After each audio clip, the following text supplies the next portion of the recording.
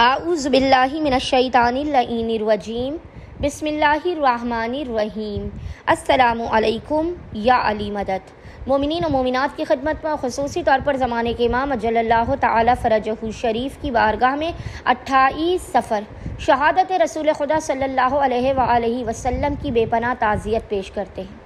آج مومنین کی خدمت میں رسول خدا صلی اللہ علیہ وآلہ وسلم کی ایک بے انتہا مجرب ترین نماز کا عمل و وظیفہ لے کر آئے ہیں۔ اس وظیفے عمل کو مومنین نے خصوصی طور پر 28 سفر کے دن اور اس کی شب میں، جب بھی آپ چاہیں تو 28 سفر کے دن اس عمل و وظیفے کو کریں اور چاہیں تو شب 28 سفر آپ اس وظیفے عمل کو کیجیے۔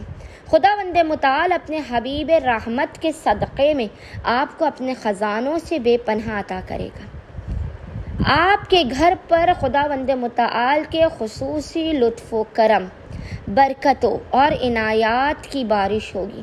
رسول رحمت کے صدقے میں آپ کو اس قدر عطا کیا جائے گا کہ آپ بامراد ہو جائیں گے، آپ کی نسلیں بھی بیٹھ کر کھائیں گی۔ مومنین نے 28 سفر کے دن اور شب میں قطعاً بھی اس وظیفے عمل سے غافل نہیں رہنا ہے۔ آپ نے لازماً اس وظیفے عمل کو کرنا ہے۔ بس مومنین نے کرنا یہ ہے کہ 28 سفر کی شب میں یا دن میں جب بھی آپ کو فرصت کے لمحات ملے، آپ نے باوضو ہونا ہے، اور باوضو ہونے کے بعد سب سے پہلے آپ نے 2 رکعت نماز پڑھنی ہے، جس کی نیت یہ کرنی ہے کہ میں 2 رکعت نماز رسول خدا صلی اللہ علیہ وآلہ وسلم پڑھتا یا پڑھتی ہوں۔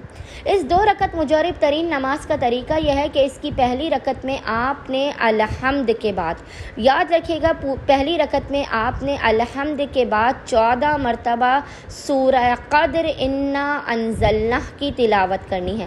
پہلی رکعت میں 14 مرتبہ انا انزلناہ کی تلاوت کرنی ہے، اور جس کی دوسری رکعت میں آپ نے الحمد کے بعد 3 مرتبہ، یاد رکھیے گا، دوسری رکعت میں آپ نے الحمد کے بعد 3 مرتبہ سورہ اخلاص قل هو اللہ احد کی تلاوت کرنی ہے۔